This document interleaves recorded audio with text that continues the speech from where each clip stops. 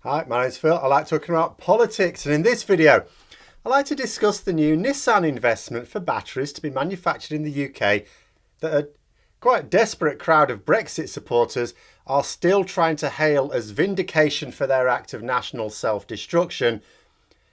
I mean, it was already a losing argument before, but now that it has emerged that it's been built because of a bribe paid for by taxpayers, it now exists as just another example of why we never should have left the EU.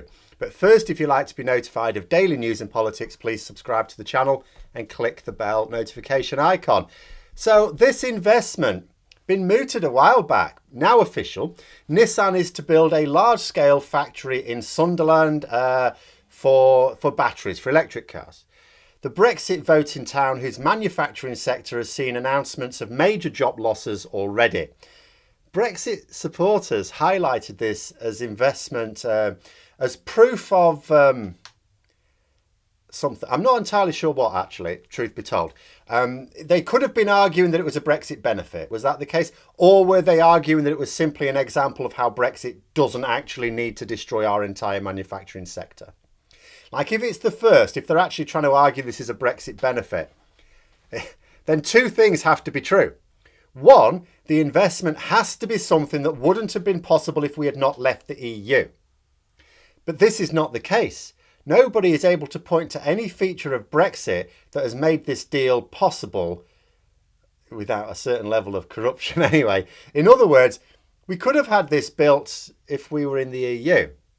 In fact, it would have been more easily done in the EU, but more about that later. The second thing that needs to be true is that it needs to result in a net increase in jobs. If a foreign company can make money in the UK, well, that's grand and everything, but it still doesn't become a benefit unless people in the UK benefit. And what do we gain from inward foreign investment? Jobs mostly, direct and indirect. The problem here is that this investment is going to result in the employ of 900 people in Sunderland, which, without all the job losses, would be fantastic news. But Brexit has cost them 1,500 so far. So that is a net loss of 600 jobs in the sector in Sunderland.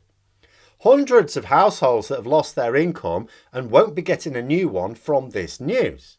And that's assuming that the balance, the 900 jobs that this plant is going to create, can all be taken by those who have lost out from the other works closing. So if neither of those things are true, it's not a Brexit benefit. But it is possible that this isn't what was being argued. The problem is they're not really very clear about what they're arguing for. It may just be that Remainers said that manufacturing would be obliterated in Sunderland, and that Brexit supporters are arguing that this isn't the case at all. You know, someone tried to link me, someone else saying, not me, someone else saying, if we leave the EU, Nissan leaves the UK. And they're going, but look. Yeah, but the jobs have gone. You know, what we have here is new investment in the sector. That's what they're arguing. But even then, if your argument is that Brexit, even if it's not a benefit to this sector, is still at least not harmful to it, there shouldn't be a net loss of jobs. And I don't just mean by number either, but by income. Because let's say you have 10,000 well-paid jobs lost. And by the way, there's been much more than that loss from this sector. But you've got 10,000 well-paid jobs lost. And then you create 10,000 new ones, but they're at the minimum wage. That's still a loss. That is still a loss. You can't tell someone on £40,000 a year that you've lost your job, but we'll give you this other one for £20,000 and everything's square. You know, by both income and numbers, however, car manufacturing, especially in Sunderland, even with this news, is sitting on a hefty Brexit loss. So regardless of what the argument was, and I was never clear on that, this news still does not justify Brexit. It still represents a net loss because of Brexit. That Nissan are not one of the car manufacturers to quit the UK has more to do with what they said a couple of years ago. So it was noted then that if other car manufacturers close down factories in Britain, I mean, we still need cars in Britain. So if a load of car manufacturers shut down, that allows the couple that stay, including Nissan, to be able to increase their UK market share, that would make it worthwhile staying.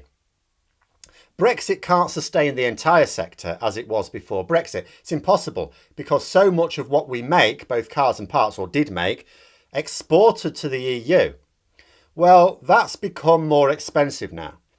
Various reasons. Transport, customs difficulties, if nothing else. Add on to that rules of origin does actually cause a bit of an issue in the sector, which means that tariffs are actually applied on some things. Or when we diverge from the EU, extra tariffs are going to come into play to correct the competitive advantage that our government seeks to gain. So manufacturing is facing a very uncertain future because even though we have to deal with the EU, which I need to talk more about in the next video, it's very fluid. It's impossible to know what the trading conditions will be in even 12 months' time, let alone 5 years. The deal doesn't give us certainty, it gives us uncertainty. But then it got even more ridiculous. For Brexit supporters to be crowing about it, they're in the comments, I felt sorry for them, to stick this news on a Brexit poster. Because it turns out that the only reason Nissan are making this investment, it's not because they've spotted some opportunity in Brexit that no one else can. Remember, even the government's having to hire someone to explain to them what the opportunities in Brexit are because it's evaded them.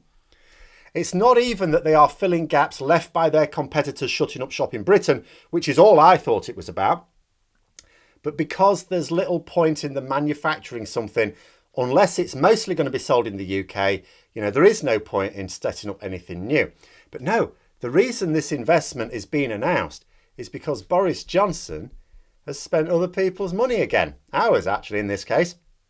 The government have part-funded this investment.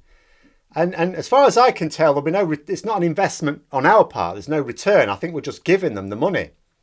Now, the details are being kept secret, but the investment is reported by the Financial Times to be £100 million, thereabouts.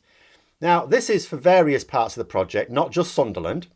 Altogether, it will create 1,650 jobs, which isn't even half of the jobs that were lost in the sector just last year. Not even, in fact, God, there were about 10,000 jobs just lost in the sector last year alone. Never mind, with since the referendum result. And we're getting 1,650 back. How are Brexiteers cheering the loss of 10,000 jobs in a sector and the gaining of 1,650? But anyway, our taxes are basically going into paying an average of £61,000 per job created. I thought the Conservatives were opposed to universal basic income, let alone one as generous as that. They can afford to stump up 61 grand a person who will be employed by this scheme.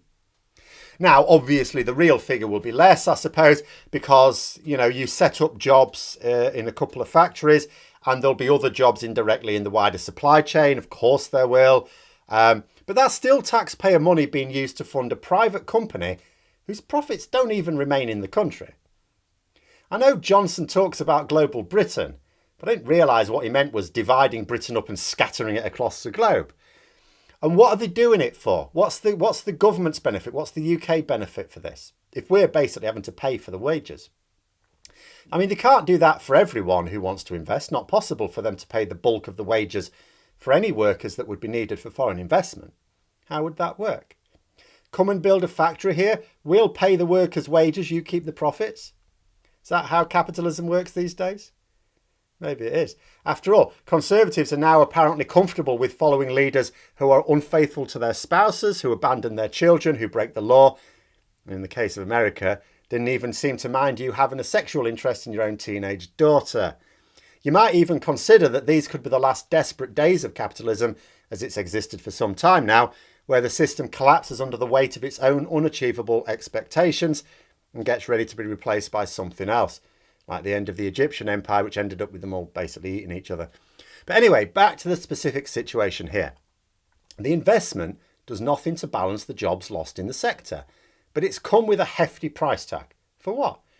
For some headlines to try and convince people that Brexit is fine after all. Is that it? To have people going to me, Phil, look, Brexit benefit, only for me to go, no, net loss of jobs, and we've had to bribe them to do it. And sure, it's the sort of thing that can work around the country on some people, get that. But Sunderland still have that net loss of 600 jobs at least, thanks to their shiny new Tory MPs. And like I always say in these situations, those 600 jobs lost means more expenditure in benefits and public services, because they're now unemployed. It means less money spent in the local businesses, so they struggle too. And some go under. And then you get another cycle of more money being needed to support the newly unemployed and less money for other businesses in the local area. If the government wanted to generate jobs with our money, I would suggest they properly fund public services. Stop paying a fortune for some spiv with a made-up company to pay their workers slave wages for a crap service, bring it in-house, pay people properly, give them job security, because they don't get that in the private sector, because the contracts keep coming up for renewal. If they don't get that contract renewed, then those people lose their jobs. It costs the taxpayer less and does more good for the local economy, because you're spending it on people who will actually spend in the local economy.